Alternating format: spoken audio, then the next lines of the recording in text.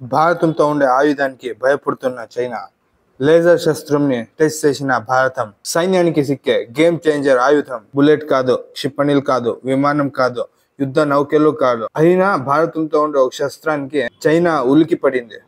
భారతం కూడాను ఉన్నుకున్నట్లే ఈ ఆయుధాన్ని టెస్ట్ చేసింది. పేరు చెప్పుకున్నట్ల ఈ అస్త్రం ಬಗ್ಗೆ కంప్లీట్ డీటెయిల్స్ ఇవ్వకున్నట్ల భయంకరమైన అస్త్రాన్ని రెడీ చేసి ముప్పించినారు. ఇప్పుడు అదే ఆయుధము చైనాకి నిద్రలేక చేసింది. భారతంతో ఉండే ఈ ఆయుధం ಬಗ್ಗೆ చీనీ మాధ్యమాల్లో తన న్యూస్ పేపర్లన పేజ్ గట్లే రాస్తుంటారు. ఆడుండే సైంటిస్టులు కూడాను దీన్ని భయపడతా చూస్తూ ఉంటారు. భారతానికి ఇలాంటి ఆయుధం సిక్కిడిసిన ఇది గేమ్ చేంజర్ అయిపోతుంది, చీనా లెవెల్కి వీళ్ళు వస్తారు అని ఒకతర భయంతో చూస్తూ ఉంటారు. చీనా స్ట్రాటజీకి ఇది ఒక పెద్ద సవాల్నే ఇచ్చింది. అట్లయితే భారతం పరీక్ష చేసిన ఈ ఆయుధం అదే. ఎవరిని పొగడుకున్నట్ల నేనే గ్రేట్ అనే అహంలో ఉండే చైనా వైరితో ఉండే ఆయుధం గురించి ఇంత కుతూహలంగా చూస్తుండేది ఎలా? యుద్ధ భూమిలోన ఈ ఆయుధాన్ని ఎలా యూజ్ చేయొచ్చు, భారత రక్షణకి ఈ ఆయుధం ఎలా పనిచేస్తుంది, ఇవన్నీ ఒకటిని చూస్తాము. కంప్లీట్ గా వీడియో మిస్ చేయకుండా చూడండి. లేజర్ వెపన్ సక్సెస్ అంటున్న భారతం. రీసెంట్ గా భారతం పరీక్ష చేస్తున్న వెపన్ వేరే అది కాదు, భవిష్యం యుద్ధంలోన చాలా క్రూషియల్ అంటే పేరున్న అదే లేజర్ శస్త్రము. ఇప్పుడు భారతదేశం దీన్ని సక్సెస్ఫుల్ గా టెస్ట్ చేసింది. రక్షణ సచివ రాజ్నాథ్ సింగ్ కూడా కన్ఫర్మ్ చేసి శత్రువుల విరుద్ధము ఇది భారతం సామర్థ్యాన్ని చూపిస్తుంది, దేశానికి ఇది మల్టీ లేయర్ ప్రొటెక్షన్ ఇస్తుంది, ఇది మన భారతదేశానికి కొత్త అధ్యాయం అంటే చెప్పినారు. అట్లు చూస్తే భారతదేశం పైన ఏప్రిల్ నెలలోనే ఈ అస్త్రాన్ని టెస్ట్ చేసిండ్రే, అది సక్సెస్ఫుల్ గా కూడా అయిండే. కానీ మే తింగులో నడిచిన ఆపరేషన్ సింధూర్లోన మేజర్ గా దీన్ని యూజ్ చేసే లేదు. ఇన్ఫాక్ట్ గవర్నమెంట్ కూడా దీని ಬಗ್ಗೆ కంప్లీట్ గా మాహితి ఇచ్చిండలేదు.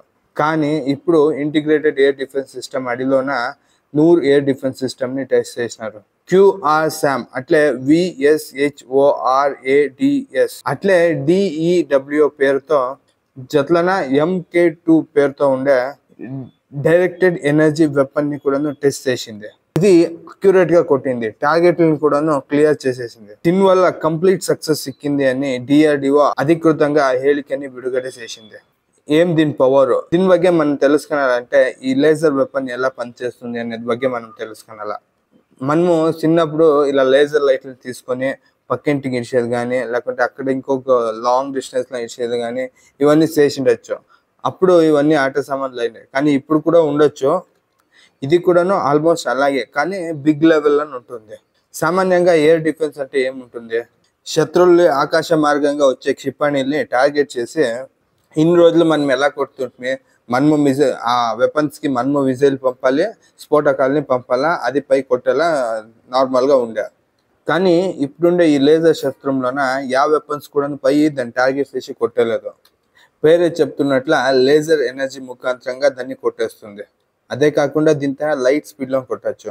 సెకండ్ కి 3 లక్షల కిలోమీటర్ స్పీడ్ లోన శాఖ వేగాల్ని పంపించి శత్రుతో ఉండే క్షిపణి గాని డ్రోన్ గాని బ్లాస్ట్ చేసేస్తుంది.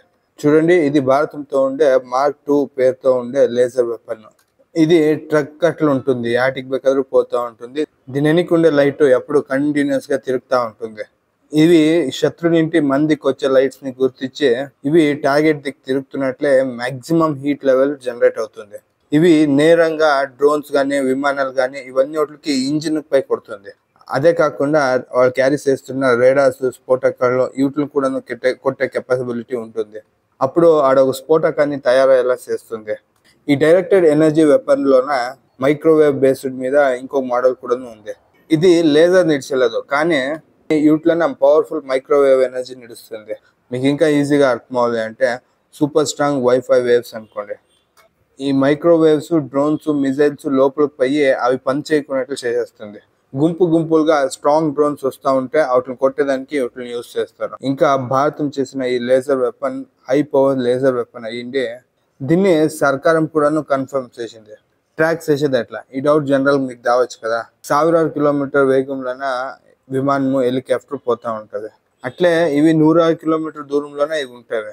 మళ్ళా ఒక దిక్కు నిలుచుకొని ఇది ఎలా కొడుతుంది అంటే కూడా అనిపించచ్చు. కానీ ఫ్రెండ్స్, ఈ లేజర్ వెపన్ పనిచేసేది కేవలం కొన్ని కిలోమీటర్ దూరంలోనే, అంటే సుమారు 5 కిలోమీటర్ లోపలనే వచ్చినప్పుడు కొడుతుంది.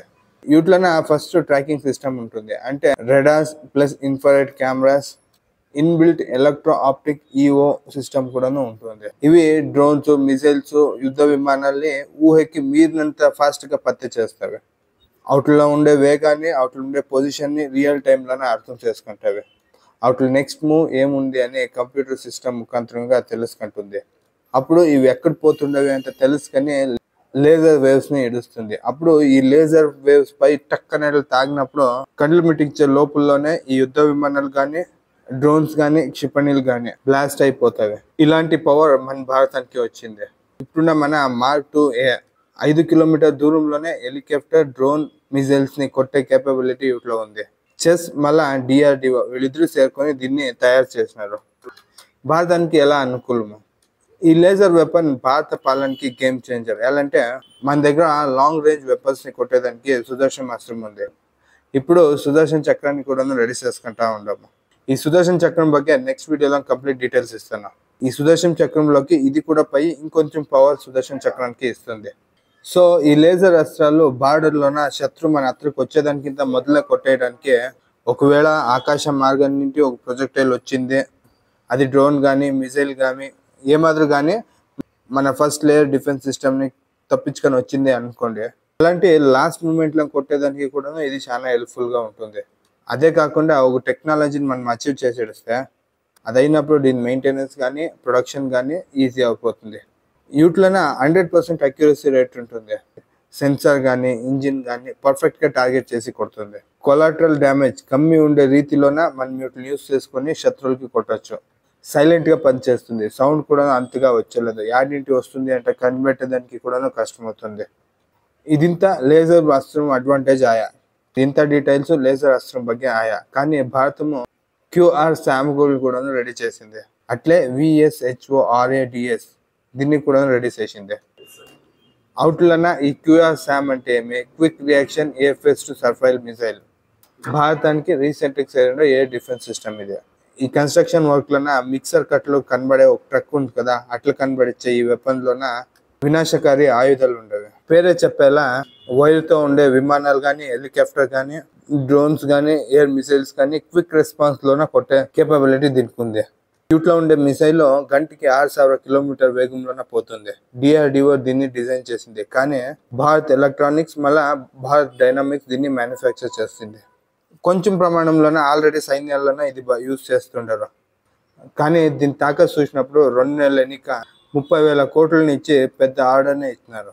వీటిలోన ఒక్కొక్క యూనిట్లో కూడా 6 మిసైల్ ఉంటాయి. అట్ ఏ టైం ఇవన్నీ ఫైర్ చేయొచ్చు. డిఫరెంట్గా ఉండే 6 టార్గెట్లు కూడా కొట్టచ్చు.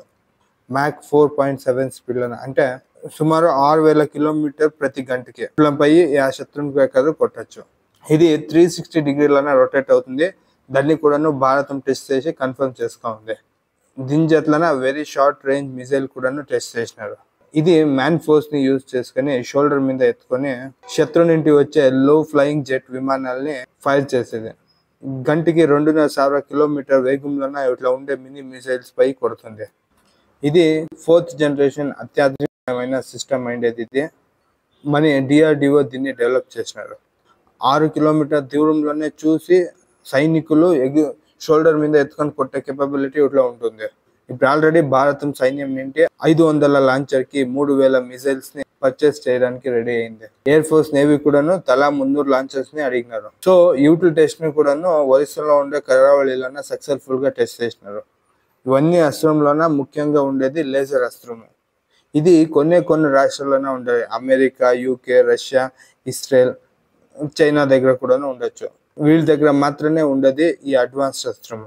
ఇప్పుడు మన దగ్గర కూడా ఇది వచ్చింది. చైనాలో అంటూ భారీ చర్చిస్తున్నారు. వాళ్ళు గ్లోబల్ టైమ్స్ ఉంది కదా, వాళ్ళు కూడా దీని రిపోర్ట్ని పబ్లిష్ చేసినారు. Beijing aerospace magazine chief editor దీని ಬಗ್ಗೆ ఎక్స్ప్లెయిన్ చేసినారు. ఇది భారతం సాధించిన పెద్ద డెవలప్మెంట్ అంతా భారతదేశాన్ని పొగిలిండారు. సామాన్యంగా చైనా వేరే దేశాన్ని ఓపెన్గా పొగిలేది కమ్మి. అదే కాకుండా పాకిస్తాన్తో ఉండే సోషల్ మీడియాలో కూడాను భారతం దగ్గర లేజర్ వెపన్ వచ్చింది అంట న్యూస్ ట్రెండింగ్గా ఉంది. ఇది మన భారతదేశం చేసిన పెద్ద అచీవ్మెంట్.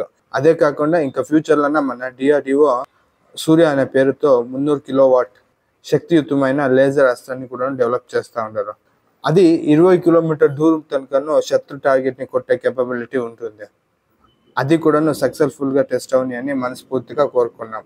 ఇది మన దేశంలో తయారైన laser weapon complete details. I hope ఈ వీడియో మీకు నచ్చినట్లుంటుంది అనుకుంటున్నా. ఫైనల్గా నా పేరు శ్యామ్, నా ఛానల్ పేరు దేశం కోసం యూట్యూబ్ ఛానల్. నన్ను ప్రేరేపించిన సిబిఆర్ ప్రసాద్ గారికి ధన్యవాదాలు. Thank you.